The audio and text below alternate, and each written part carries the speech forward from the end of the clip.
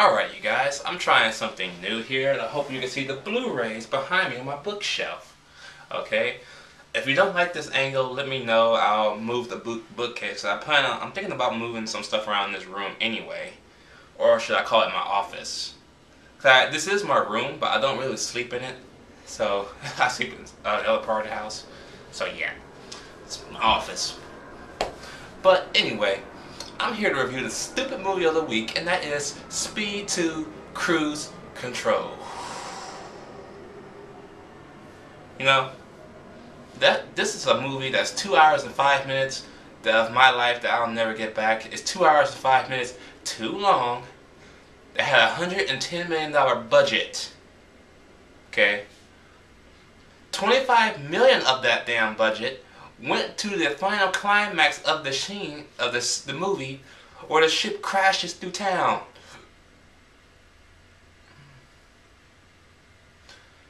I do give him credit though for shooting on an actual real ship, because the Seaborn Legend, even though that's the name of the ship in the movie, it's also the name of the ship in real life. They actually used a real Seaborn Legend ship.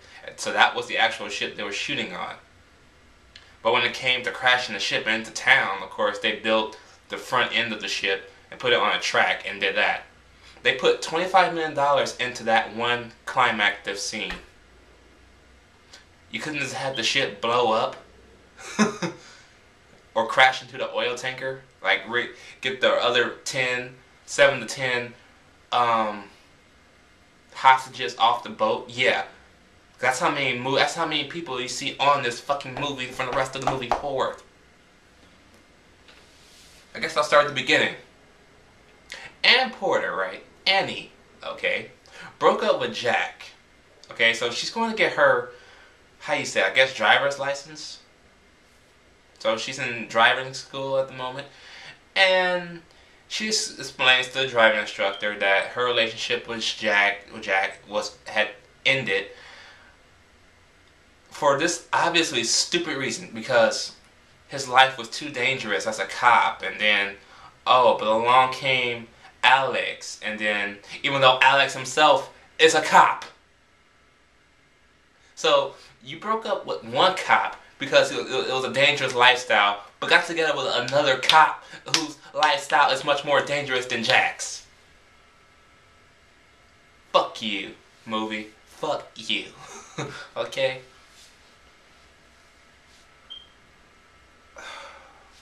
And of course, her boyfriend Alex decides, hey, why don't we go on a cruise? Okay, I love that idea. Okay? At the same time, a computer hacker, you know, Willem Dafoe, your talents were seriously wasted in this movie. What made you do this movie? You're a well-known actor by 97. What made you put yourself in this movie? I don't know, but anyway, as time moves on, the hacker prepares his little mission here and goes and sets up small mini bombs all around main parts of the ship, so that way when his little effect takes place, the ship can be basically disabled and only he can have control of it. So once he finally does have control of the ship, he lets everybody know that he gives them about 15 minutes to evacuate the ship. You got 3,000 to 4,000 passengers on a cruise ship. You can do anything you want with them. You can use them for ransom. You're letting them go. So basically everything that the first Speed set out to be was, you remove the hostages, you die factor. Doesn't apply to this movie. Why? Why? Oh my god. And then, in the span of that 15 minutes, you're gonna sit here and tell me, in that 15-minute time frame, you removed almost 3,000 to 4,000 people, a ship full of 3,000 to 4,000 people in 15 minutes flat. Fuck you. To where we see the same 7 to 10 people, not even that many, probably like 5 or 6 people from the rest of the movie onward. Are you serious? Are you serious, bro? Ugh. This movie pisses me off to no end. And then to find out, after we find out what he's really after, it's even more retarded. Sorry about that. Even more retarded. Why, you say? Oh, because he's not a bomber or anything. He's a computer hacker, so he doesn't have a main bomb stored somewhere on the ship that he can just blow the ship up when he gets off if he wanted to.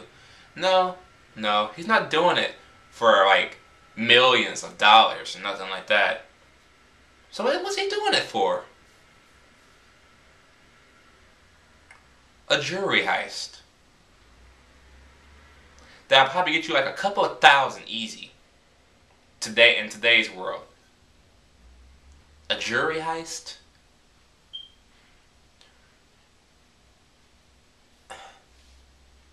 Really? So, holding a ship full of people for ransom ain't better than that? And then once you get your money, blow the ship up? Jewelry? I got a question for you. How do you know there was fucking jewelry on the damn ship? If the other passengers and crew don't know this, how do you know this? We don't know. It's never explained. He just gets the jewelries, puts them in his little backpack, okay, and doesn't attempt to leave the ship. You know? No. You got your jewels, you got your stuff. You can leave now, right? No. He stays aboard because he has to get involved with Alex. You know, playing with Alex all this bullshit time wasted where he could have been off the ship or stayed on there till morning, got his bearings, got a lifeboat, and got off the ship. This movie pisses me off.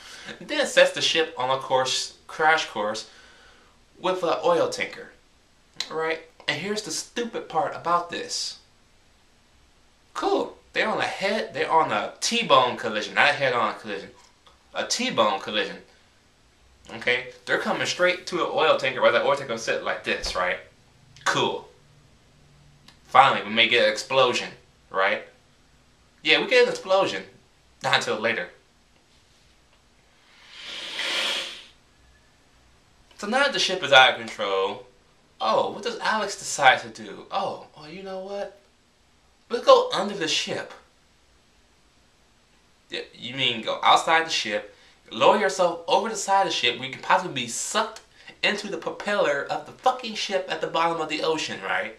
Under the fucking water. Where you got no air to breathe off. To get inside the ship to... Oh, not to get inside. To stop the propeller from spinning. But nearly killing yourself while doing this. That is... But when the captain got thrown overboard, he wasn't under the ship, but he was able to get sucked in by the propeller. You went directly under the ship where the propellers are turning. And nothing happens to you.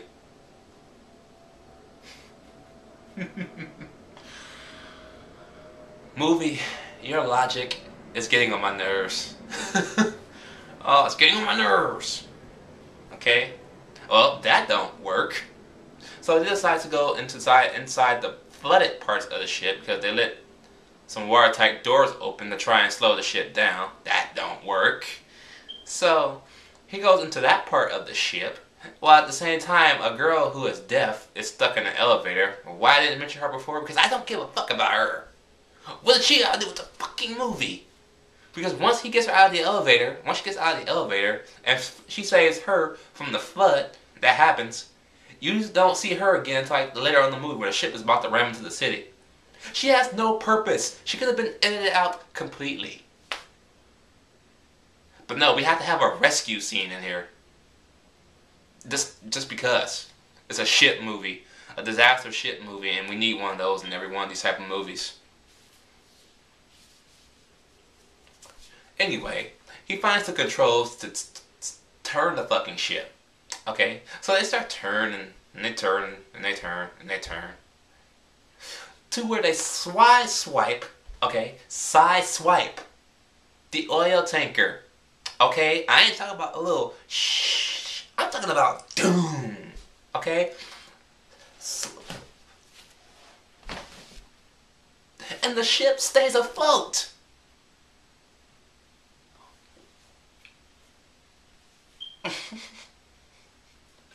What the hell? Okay. Okay. You know what? You know what? That's fine. That is fine. But at the same time, as the ship sideswiping the other oil tanker, Annie and whoever his name is, I know his name is Willem Dafoe, but I forgot his name. I was calling him the computer hacker, because that's what he is. I don't even think they even mentioned his name. To tell you the truth. Because if they don't, wow. Because I can't recall them ever saying his name. Anyway, they watch as the ship is swiped. And of course, Annie celebrates, of course, blah, blah, blah, blah, blah. And then we get to the stupid part. Because you know, this movie doesn't know how to end. It has to keep on going. So the ship crashes into the middle of town. Okay. Why didn't you just have the ship cruise onto the streets? Why don't you? You already destroyed the dock, half of the boats that's in the water already. You plowed right through a fucking hotel building that could have killed like hundreds of people that's in it. But did we ever hear a report of anybody being killed in that? No. No. You see people ducking for cover inside the building, but nobody's dead. No. No, nobody dies.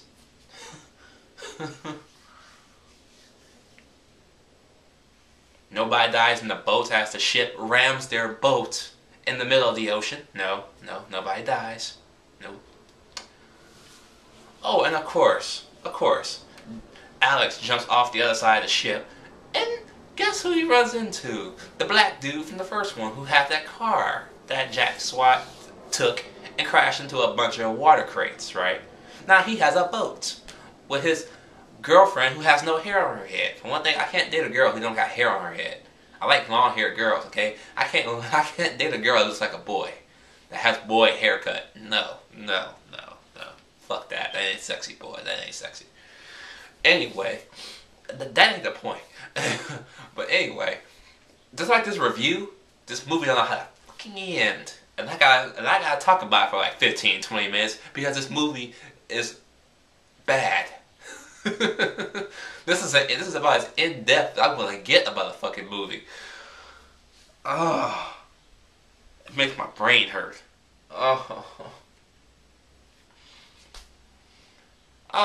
And then of course he takes a spear gun and shoots it at this seaplane because you know the computer hacker has an airplane somewhere in the middle of the harbor that he just happens to, he knows where it's at.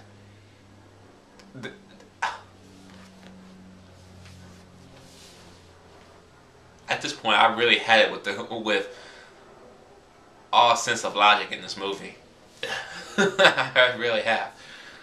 And then the stupid part about this scene is he takes the spear gun, shoots it at the fucking,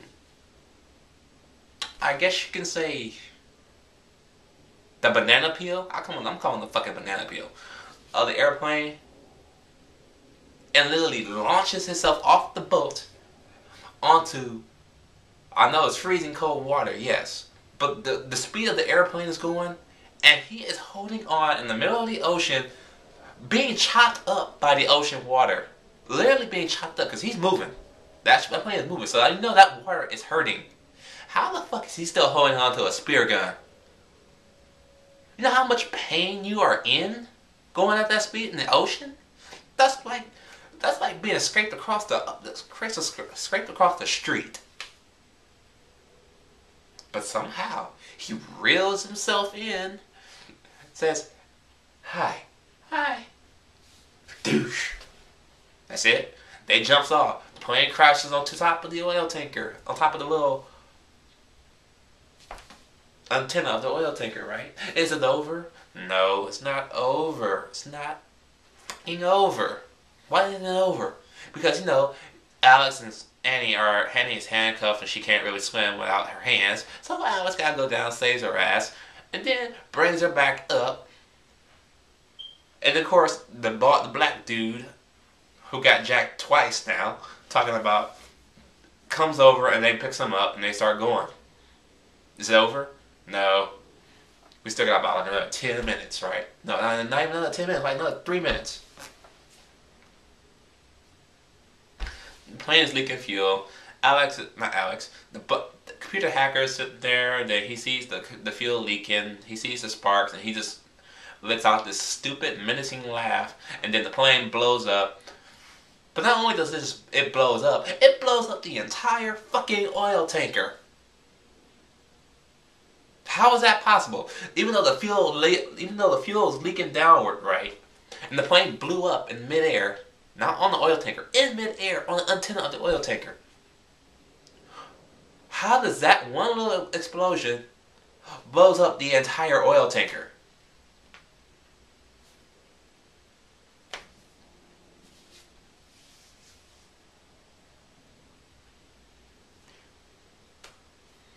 I implore you, if you like Speed 1, please, for the love of God, don't watch this sequel. Skip it at all costs.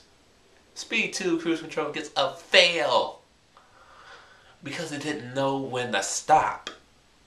It didn't know how to fucking start. And it didn't know what the plot wanted to be. And the matter of fact, Bont, the director of this movie, the one who made the awesome first one, I don't know what the fuck was going on here, had a nightmare, right? About a ship. You had a nightmare about a ship, right? And you made this movie. Shouldn't I have told you that this movie was that nightmare? You should have went ahead with the other producer's with the producer's idea and make it in an airplane. I know the phrase land, sea, and air, but if you knew this movie wasn't gonna work the way it did, and you knew Sandra Bullock only did it because she was contracted to do it, so she had no choice. She had to do it, and she regrets it because she thought it was gonna kill her career. And I agree. I thought it was gonna kill Willem Dafoe's career, but he's still going strong, thank goodness, because he had a lot of good movies backing him up anyway. So he was gonna find something else. But look at Jason Patrick. Where is he at? Don't see him no more, do you? I think Narc was his last movie. Wow. But yeah, piece of crap. Should have ended like 20 or 30 minutes before this. So should this review. So yeah, I am. Let me know what y'all think about this travesty of a movie. So yeah, I am out. Oh, let me know about this location. Do you like it, or should I just move it somewhere else? So yeah, I am out. Later.